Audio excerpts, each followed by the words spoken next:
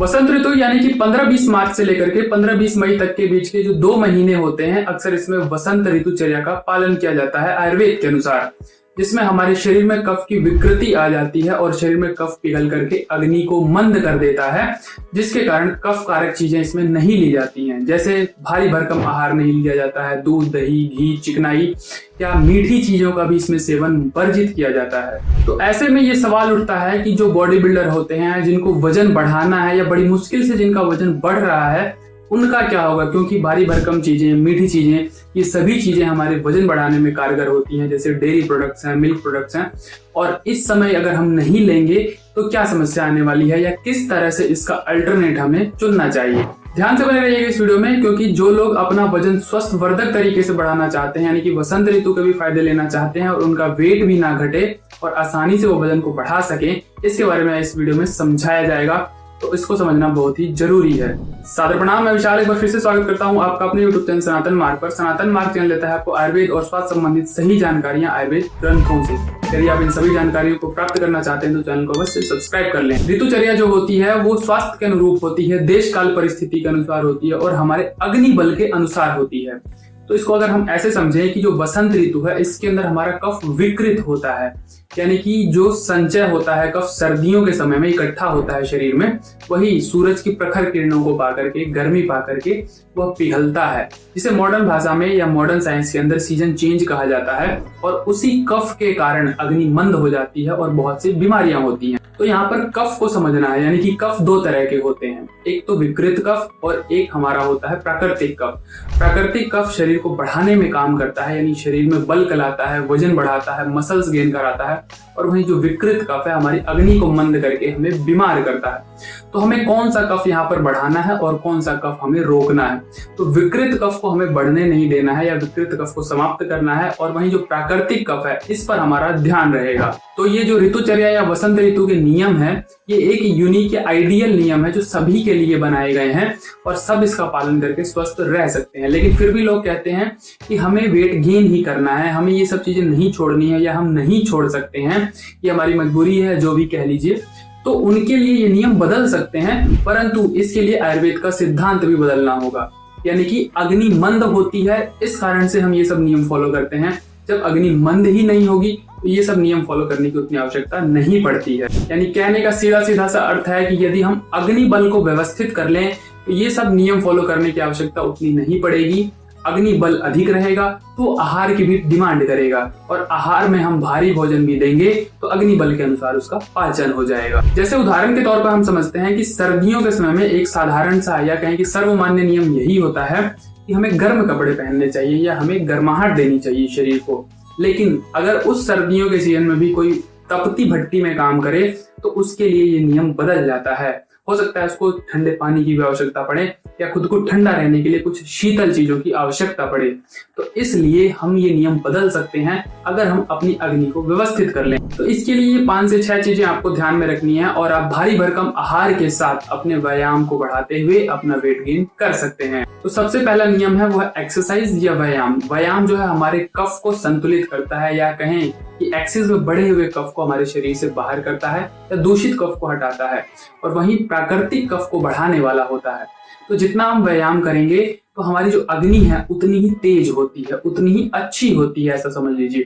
तो जितनी हमारी अग्नि अच्छी होगी उतना ही मात्रा में हम भारी आहार भी पचा सकते हैं। तो इसलिए हमें व्यायाम की मात्रा को धीरे धीरे करके, थोड़ा थोड़ा करके बढ़ाना है। ऐसा नहीं कि हम व्यायाम करते नहीं और इस सीजन में सिर्फ खा पी के वजन बढ़ाना चाहें, तो ये संभव नहीं है। तो हमें भूख को बढ़ाने के लिए या अपनी अग्नि मंद होने से बचाने के लिए व्यायाम की मात्रा थोड़ी थोड़ी करके बढ़ानी चाहिए, और अक्सर वसंत ऋतु में व्यायाम के बारे में कहा जाता है कि जरूर करना चाहिए। फिर वही सेकंड चीज आती है अभ्यंग, यानी कि मालिश। खास करके इस सीजन के अंदर ड्राई मसाज के बारे में कहा जाता है, लेकिन ये उन लोगों के लिए है जो अपना वजन नहीं बढ़ाना चाहते हैं या कहें कि वजन को संतुलित रखना चाहते हैं, उससे ज्यादा नहीं चाहते। लेकिन यहाँ पर ऑयल की मसाज आपको करनी पड़ेगी यदि आपको वेट गेन करना है। अब यहाँ क्या होता है कि अगर हमारे पाचन में कोई त्रुटि हो या कोई कमी हो तो हमारा भोजन अच्छे से आंतें सोख नहीं पाती हैं या शरीर तक नहीं पहुंचा पाती हैं। लेकिन वहीं अगर आप स्किन से उस चीज को अपने अंदर पहुंचाते हैं तो सीधे हमारा ब्लड उसको एब्जॉर्ब करता है और पूरी बॉडी तक पहुंचाता है। जैसे कि आप अगर बादाम का सेवन करते हैं वेट बढ़ाने के लिए, तो हो सकता है कि आपके पाचन में कुछ गड़बड़ी होने की वजह से पूरे बादाम के तत्व आपके शरीर में ना पहुंचे और वो पूरा काम ना करें। लेकिन वहीं बादाम के तेल को यदि आप स्किन पर मालिश करते हैं तो सीधे आपके ब्लड में एब्जॉर्ब होता है और पूरे शरीर तक पहुंचता है। तो इसलिए पाचन में इस सीजन में अगर गड़बड़ी है भी तो शरीर पर अभ्यंग करने से आपका वेट नहीं घटने वाला है, वो और बढ़ेगा और अच्छी मात्रा में, यानी कि प्राकृतिक कफ आपके शरीर में बढ़ेगा। और फिर वहीं पाचन को बढ़ाने के लिए या दूषित कफ को या दूषित पित्त को शरीर से निकालने के लिए या रक्त दूषित होने से बचाने के लिए, क्योंकि आप जो कफ कारक चीजें खाएंगे, भारी चीजें खाएंगे, उससे हो सकता है कुछ मात्रा में दोष उत्पन्न हो और आपके ब्लड में वो डिसॉल्व हो और रक्त को खराब करें।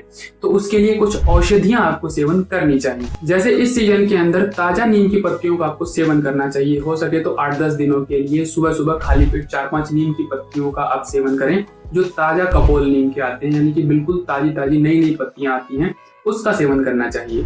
ऐसे ही आप गिलोय का सेवन कर सकते हैं। गिलोय का आप काढ़ा, यानी कि 5-10 दिनों के लिए, महीने दिन के लिए। नीम का सेवन ज्यादा दिनों तक ना करें, 10-15 दिन ही काफी है, या कहें कि हफ्ते दिन भी काफी है। वहीं गिलोय का सेवन आप महीने दिन भी कर सकते हैं। ये आपके शरीर को इस मौसम में बीमार होने से भी बचाएगा और आपकी अग्नि को अच्छा रखने वाला है। तो गिलोय का काढ़ा बनाए या टी या ग्रीन टी जो आजकल चलता है, इस तरह का काढ़ा बना करके आप पी सकते हैं। ऐसे ही इसके अंदर आप 1-2 दाने काली मिर्च को दूध में डालकर, यानी जब दूध के प्रोडक्ट आप सेवन करें तो उसके अंदर आप काली मिर्च डाल लें, ताकि उसका पाचन अच्छे से हो जाए और विकृत कफ उसमें ना बने। और ऐसे ही उसमें आप एक पीपली का सेवन कर सकते हैं। और उसके बाद इस मौसम में शहद जो होता है काफी अच्छा माना जाता है। बढ़े हुए विकृत कफ को वो रोकने वाला होता है, या कहें कि सुखाने वाला होता है। तो कभी कभार शहद का पानी भी सुबह खाली पेट लिया जा सकता है।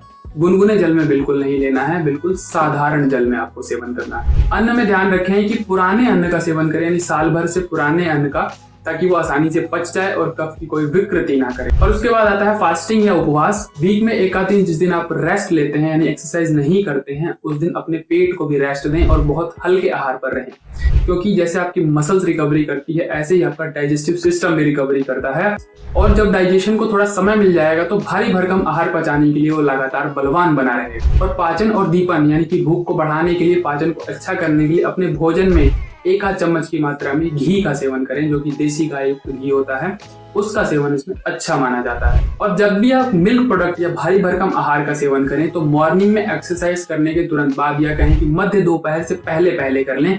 उसके बाद फिर आपको बहुत भारी भरकम आहार, या कहें कि रात्रि के अंदर दूध, दही, खीर, पनीर, इस तरह की चीजें या बहुत भारी आहार, तेल युक्त आहार, ऐसे आहार का सेवन नहीं करना है। जो भी आपको भारी भरकम खाना है सुबह सुबह एक्सरसाइज के बाद खा लें, या जितना हो सके दोपहर से पहले आप इन सभी चीजों का सेवन कर लें। और वहीं पाचन को और अच्छा करने के लिए, अग्नि को बढ़ाने के लिए, जो आयुर्वेदिक विधि से बनने वाले मद होते हैं, यानी अल्कोहल कह सकते हैं, तो उनका सेवन करें। जैसे बलारिष्ट का आप इसमें सेवन कर सकते हैं, जो आपको ताकत और वृद्धि प्रदान करेगा। और वहीं सारस्वतारिष्ट, जो कि आपके मानसिक संतुलन को बनाए रखेगा। और लौहासव इत्यादि, जो कि खून इत्यादि की कमी हो शरीर में, तो उसको भी पूरा करेगा। अब कुछ चीजों से आपको इसमें विशेषकर बच के रहना है, जो कि आपके पाचन को खराब कर सकता है, अग्नि को मंद कर सकता है।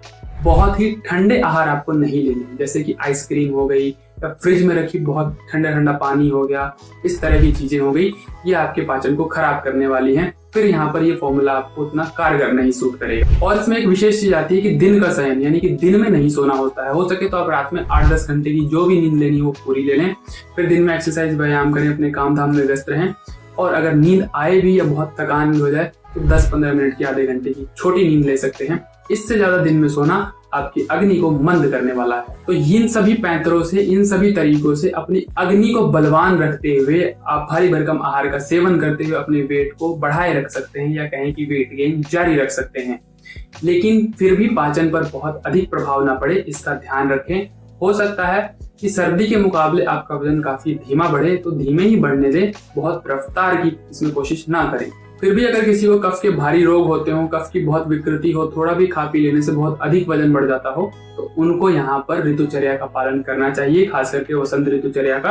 और बहुत अधिक मात्रा में इन सब चीजों को नहीं लेना चाहिए। सबका शरीर एक जैसा नहीं होता है। अग्नि की वृद्धि करते हुए आप इन भारी चीजों का सेवन तो कर सकते हैं, लेकिन फिर भी किसी को ये सूट नहीं करता है, तो उनको वापस अपनी पुरानी प्रक्रिया पर या कहें कि वसंत ऋतुचर्या का पालन करते हुए आगे बढ़ना चाहिए।